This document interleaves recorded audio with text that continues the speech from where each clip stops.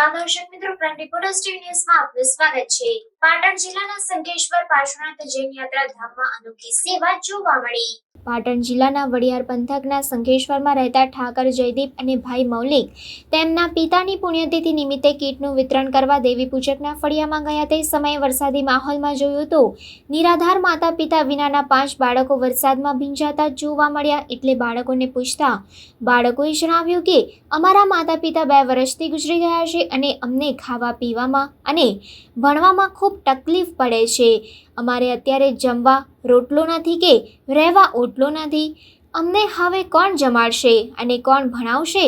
અમારું ઉપર આપ ફાટ્યું હોય તેવું લાગી રહ્યું છે। ત્યારે જયદીપ ઠાકર અને મૌલિક ઠાકરે જણાવ્યું કે અમે જમાડીશું અને અમે ભણાવીશું એમ કહીને હિંમત કરી તેમના મિત્ર સર્કલને ભેગું કરીને તાબડતોબ મકાનની કામગીરી હાથ ધરવામાં આવી હતી અને ગામના સેવાભાવી લોકો દ્વારા પણ સારો એવો સપોર્ટ મળ્યો હતો અને સેવાભાવી લોકોના દૂર દૂરથી ટેલિફોન દ્વારા લોકફાળો સેવાભાવી દ્વારા ભેગો કરવામાં આવ્યો હતો। ત્યારે આ બાળકોના મકાનનું કામ ચાલુ કરી દેવામાં આવી રહ્યું છે અને ટૂંક જ સમયમાં આ બાળકોને પોતાના મકાનમાં રહેવાનું મળી જશે અને જેમ જેમ દિવસ પસાર થશે તેમ તેમ એમની બધી જ વ્યવસ્થા થઈ જશે તેવું જયદીપભાઈ ઠાકર અને મૌલિકભાઈ ઠાકર સાથે ગામ લોકોએ અને સેવાભાવી લોકોએ જણાવ્યું હતું।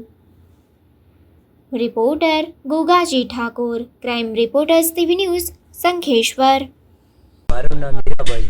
શું થયું તમારા દીકરા બહુ 2 વર્ષથી બીમારી હતો અને પેલો દીકરો જતો રહ્યો, પછી કોઈ દૂધ એક લગીરે ચાક્યું નથી એની માનું, બરાબર?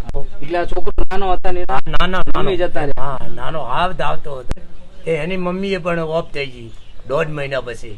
હા, આ 5 બાળક છે મારા, બરાબર। અમે દાદી દાદો છીએ, બરાબર।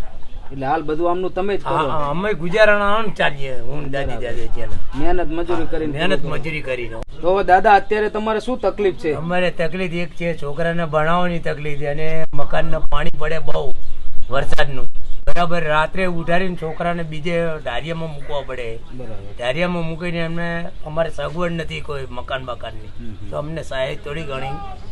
મારા દીકરાના 5 બાળકો મૂકીને 2 વર્ષ પહેલાં મારા છોકરાની ઓફ થઈ ગયા, તો અત્યારે મારી કોઈ પોઝિશન છે નહીં, કોઈ મારે ભણાવવાની પોઝિશન છે નહીં, મારે એમને પેટ પોષણનું કરવાની પોઝિશન નથી, તે મારા ગામ ભાઈઓ થઈ અને મને આટલું પોઝિશન કરી દીધું કે મારે રહેવાનું મકાન ને એવું બનાવી આપ્યું। શું નામ? ગામ શંખેશ્વર અને હીરાભાઈ મારું નામ છે। હા, હીરાભાઈ દેવી પૂજક છીએ મારું નામ। મારા છોકરો અને છોકરાની વહુ 2 ઓફ થઈ ગયા અને 2 વર્ષથી બીમારી હતા અને મારેથી પોઝિશન નહોતું, તો મારા ગામ ભાઈઓ થઈ અને મને મકાનની વ્યવસ્થા કરી દીધી। મારા છોકરાને ભણવાનું કોઈ હતું નહીં સારું, તો એમને વ્યવસ્થા કરી દીધી છે સારામાં સારી। હું મારા પપ્પાની પુણ્યતિથિ નિમિત્તે અહીંયા કીટ વિતરણ કરવા આવ્યો તો અહીંયા આવીને મેં જોયું તો બાળકોને ભણવામાં, સૂવામાં, ભણવામાં બધી તકલીફ પડી હતી, મકાનમાં પાણી પડી રહ્યું હતું, પતરા તૂટી ગયેલા હતા। તો બાળકોને જોઈને મેં નિર્ધાર કર્યો કે મારે આ બાળકોનું મકાન બનાવવું છે।